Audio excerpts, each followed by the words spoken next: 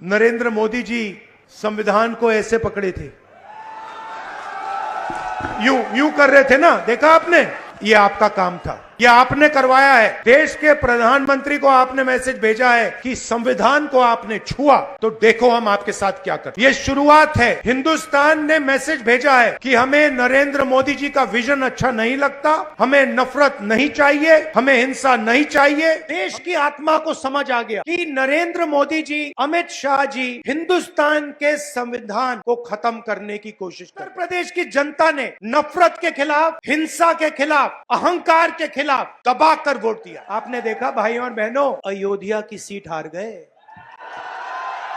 तो जवाब अयोध्या की जनता ने भी दिया है। और सिर्फ अयोध्या में नहीं भाइयों और बहनों, सिर्फ अयोध्या में नहीं, वाराणसी में जान बचा के निकले हैं प्रधानमंत्री। क्योंकि हिंदुस्तान के प्रधानमंत्री को हिंदुस्तान की जनता ने मैसेज दिया है, ये आपकी जो राजनीति है हमें अच्छी नहीं लगी, हम नफरत के खिलाफ हैं, हम हिंसा के खिलाफ हैं, हम मोहब्बत का देश चाहते हैं, हम प्रगति चाहते हैं। आपने प्रधानमंत्री को ऐसे करवा दिया।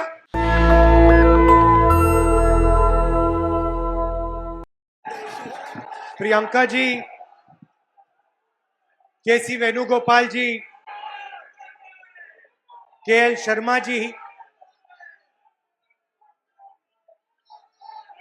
अविनाश पांडे जी, अजय राय जी, आराधना मिश्रा जी, प्रमोद तिवारी जी, पंकज तिवारी जी, प्रदीप सिंघल जी, दीपक सिंह जी, शत्रुघ्न सोनकार जी, वीरेंद्र यादव जी, श्याम सुंदर भारती जी, राहुल लोधी जी, स्टेज पे कांग्रेस पार्टी के लीडर और हमारे प्यारे कार्यकर्ता अमेठी के, रायबरेली के, मैं आपको दिल से धन्यवाद करता हूं कि आपने इतनी मेहनत की और रायबरेली में और अमेठी में आपने और रायबरेली अमेठी की जनता ने और सब नेताओं ने मिलकर कांग्रेस पार्टी की जीत करवाई। इस बार जैसे प्रियंका ने कहा, कांग्रेस पार्टी रायबरेली में, अमेठी में, उत्तर प्रदेश में, बाकी हिंदुस्तान में एक होकर लड़ी।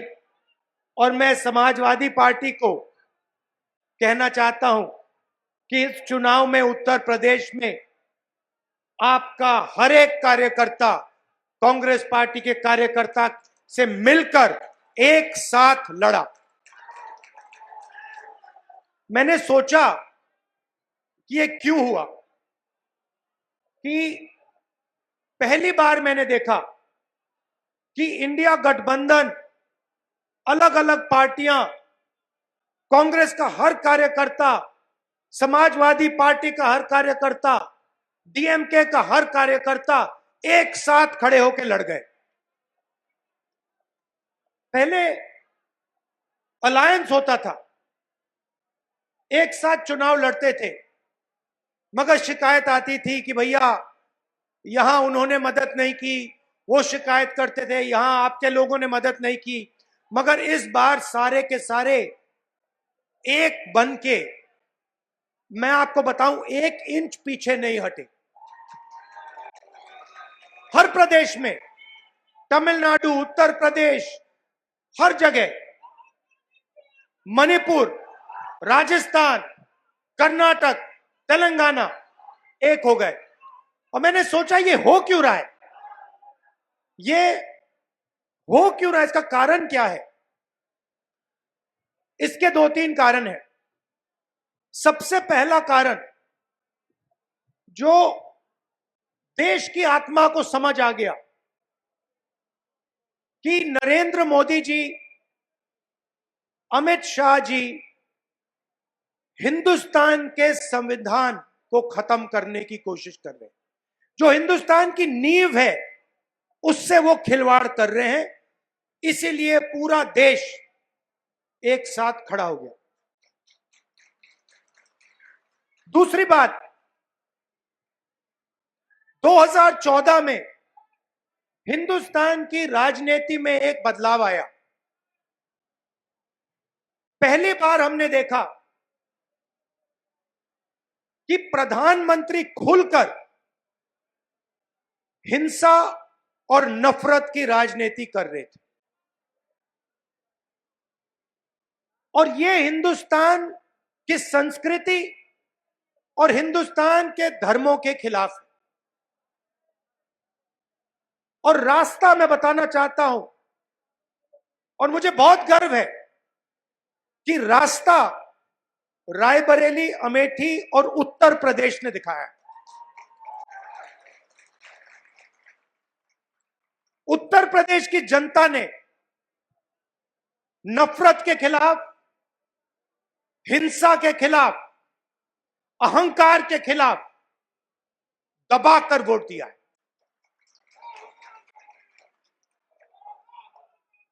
2014 में राजनीति एक और तरह बदली। पहली बार हमने देखा कि राजनीति 20-25 लोगों के लिए की जा रही है। जनता के बीच में नफरत फैलाते हैं और फिर पूरा का पूरा फायदा 2-3 अरबपतियों को पकड़ा देते हैं। तो वोट किसान ने दिया, मजदूर ने दिया, बेरोजगार युवा ने दिया, माताओं बहनों ने दिया, सबने मिलकर इस राजनीति के खिलाफ वोट दिया है। अब हमारे ऊपर एक बहुत बड़ी जिम्मेदारी पड़ती है। सबसे पहले कांग्रेस पार्टी के नेता, कार्यकर्ता, एमएलए, एमपी जो भी हैं, अहंकार के शिकार नहीं होंगे।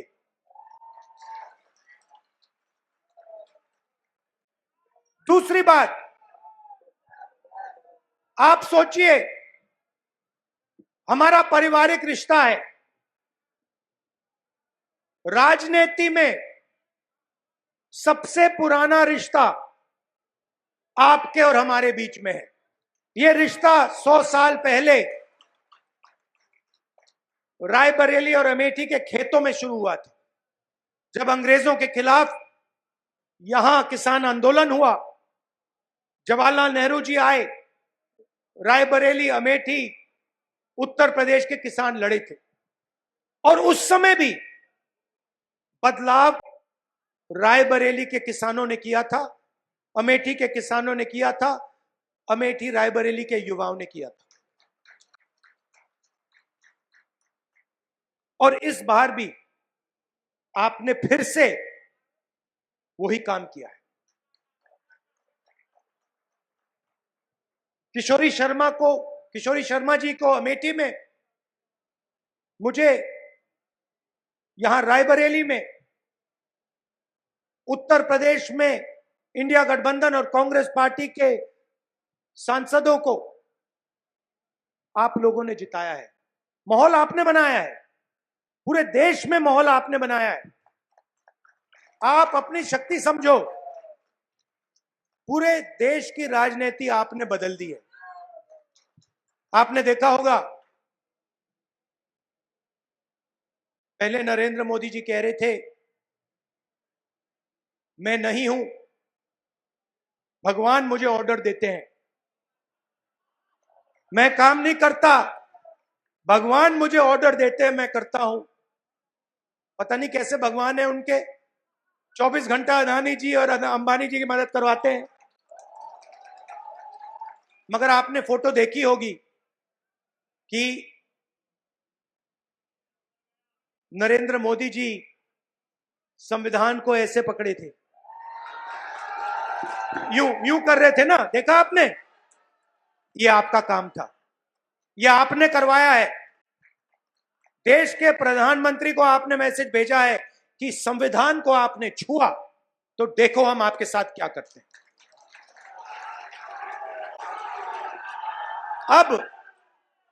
अब देखिए, अब ये भी मत सोचिए कि काम खत्म हो गया है। ये अभी काम शुरू हुआ है, ये शुरुआत है। हिंदुस्तान ने मैसेज भेजा है कि हमें नरेंद्र मोदी जी का विजन अच्छा नहीं लगता, हमें नफरत नहीं चाहिए, हमें हिंसा नहीं चाहिए, हमें मोहब्बत की दुकान चाहिए और हमें नया विजन चाहिए देश के लिए। और अगर देश को नया विजन देना है तो भाइयों और बहनों, उत्तर प्रदेश से ही देना होगा। और उत्तर प्रदेश ने मैसेज दिया है कि इंडिया गठबंधन, समाजवादी पार्टी और कांग्रेस पार्टी को हम चाहते हैं, देश में चाहते हैं और उत्तर प्रदेश में भी हम चाहते हैं। तो काम क्या है मैं आपको बताता हूं। सबसे पहला काम, जहां भी ये नफरत फैलाते हैं, नफरत के बाजार में हमें मोहब्बत की दुकान खोलनी है। आपने देखा भाइयों और बहनों, अयोध्या की सीट हार गए, राम मंदिर बनाया, उसमें इनॉग्रेशन में एक गरीब व्यक्ति आपने नहीं देखा होगा, एक किसान नहीं था, एक मजदूर नहीं था, एक पिछड़ा नहीं था, एक दलित नहीं, आदिवासी राष्ट्रपति से कहते हैं तुम यहां नहीं आ सकती।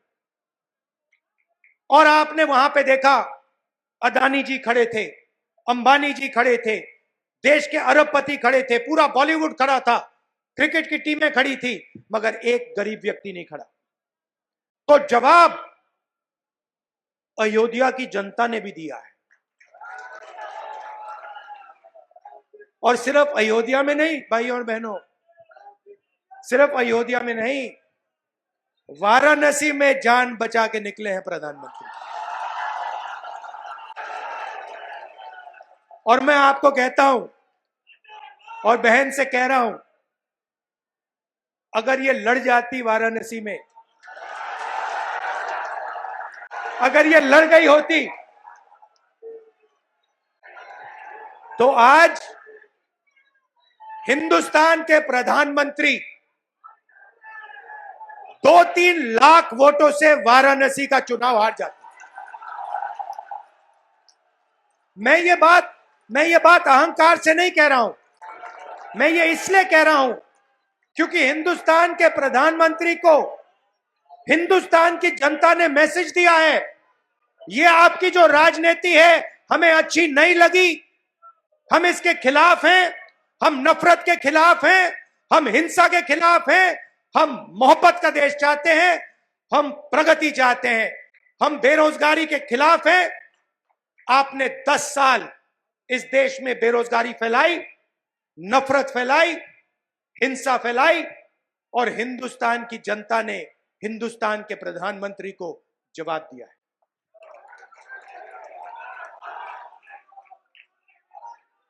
और शुरुआत आपके दिल में हुई थी। तो बदलाव आप लाए हैं, तो दिल से आपका धन्यवाद करना चाहता हूं। आने वाले समय में मैं चाहता हूं कि जो सच्चे मुद्दे हैं देश के सामने, बेरोजगारी का मुद्दा, महंगाई का मुद्दा, किसानों का मुद्दा, मजदूरों का मुद्दा, ये मुद्दे उठाए जाएं और गरीबों की मदद करने की पॉलिटिक्स हो, राजनीति हो। अग्निवीर, अब भैया मैं आपको बता रहा हूं, अब हमारे पास पार्लियामेंट हाउस में सेना बैठी हुई है, सेना बैठी हुई है। इस बार हमारी पूरी कोशिश होगी, ऑपोजिशन में बैठे हैं मगर अग्निवीर को ऑपोजिशन में रद्द करने की कोशिश करेंगे। तो आपने हमें इतनी शक्ति दी, और ये सिर्फ आपने राजनीतिक डिसीजन नहीं लिया है, ये आपने जो वोट दिया है और रायबरेली के हर एक व्यक्ति ने जो दिया है, ये राजनीतिक डिसीजन नहीं था, ये मोहब्बत का डिसीजन था और इस बात को मैं जिंदगी भर नहीं भूलने वाला हूं। अमेठी की जनता से भी कहना चाहता हूं, मैं रायबरेली का सांसद हूं, मगर जो मैंने आपसे कहा था, जो भी रायबरेली में होगा वो अमेठी में भी होगा। तो आप सबको मैं दिल से धन्यवाद करना चाहता हूं।